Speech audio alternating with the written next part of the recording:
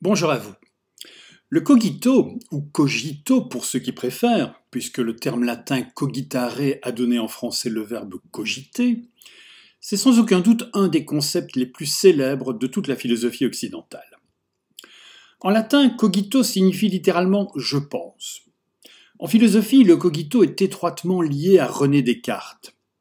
Philosophe, mais aussi mathématicien, Descartes rêve de bâtir une science qui serait constituée exclusivement de connaissances aussi certaines que les vérités mathématiques, aussi sûres que par exemple 2 plus 2 égale 4. Le problème, c'est que Descartes se rend compte qu'à peu près tout ce qu'on lui a enseigné jusque-là n'a rien de certain et discutable. C'est pourquoi il décide de faire table rase de toutes ses connaissances. Il décide de commencer par douter de tout. Ce doute méthodique et absolu étant selon lui indispensable pour trouver des fondations solides sur lesquelles un savoir enfin indubitable pourra prendre place. Et puisqu'il faut une fondation solide, Descartes va rechercher une vérité première, une vérité dont personne ne puisse douter, à partir de laquelle il pourra reconstruire une science digne de ce nom et obtenir des conclusions certaines. Cette vérité première, ce sera le cogito. Chez Descartes, le concept du cogito renvoie à un énoncé que l'on trouve tout d'abord en français, en 1637 dans le Discours de la méthode, dans une formulation bien connue « je pense donc je suis ». Mais on le retrouve aussi en latin dans les Principes de la philosophie, qu'il écrit 7 ans plus tard, et où apparaît le terme cogito dans l'expression ego cogito ergo sum, ce qui signifie à nouveau « je pense donc je suis ». En soi, l'idée de lier le fait de penser et le fait d'exister n'est pas vraiment neuve, puisqu'on la rencontre déjà, tout du moins en germe, chez saint Augustin au début du 5e siècle. Mais quoi qu'il en soit de la paternité effective du concept, la singularité de Descartes tient en ce qu'il confère au cogito une double fonction.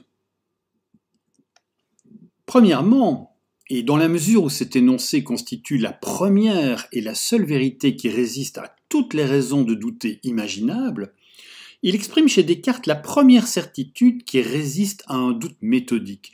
Il représente le premier principe fournissant un fondement solide pour bâtir une philosophie assurée. Il représente une assise, un principe qui est le suivant. Je peux douter de la vérité de toutes les pensées qui sont présentes à mon esprit, mais je ne peux pas douter que je suis en train de douter.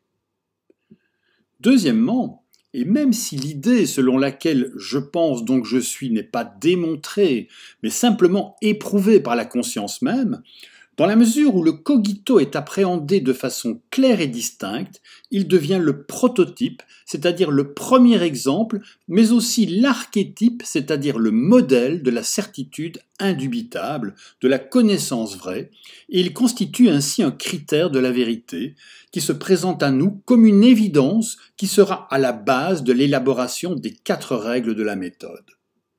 Cette double fonction du cogito fait de ce concept un des éléments majeurs de la pensée de Descartes. Mais ce n'est pas tout, car le cogito déborde du cadre strict de la philosophie cartésienne. Il représente en effet bien plus que ça. Il représente la naissance d'une conception moderne, subjectiviste, voire même individualiste de la pensée, l'avènement d'une philosophie du sujet, qui s'exprime et qui s'accomplit à la première personne, une pensée en je, déjà ébauchée par Montaigne dans les Essais 60 ans plus tôt, mais étendue et étoffée ici par Descartes, qui devient ainsi celui que l'on considère généralement comme le père de la philosophie moderne. Je vous remercie d'avoir regardé et écouté cette courte vidéo et je vous invite à rester curieux et ouvert, à discuter, à faire preuve d'esprit critique et, bien sûr, à cogiter.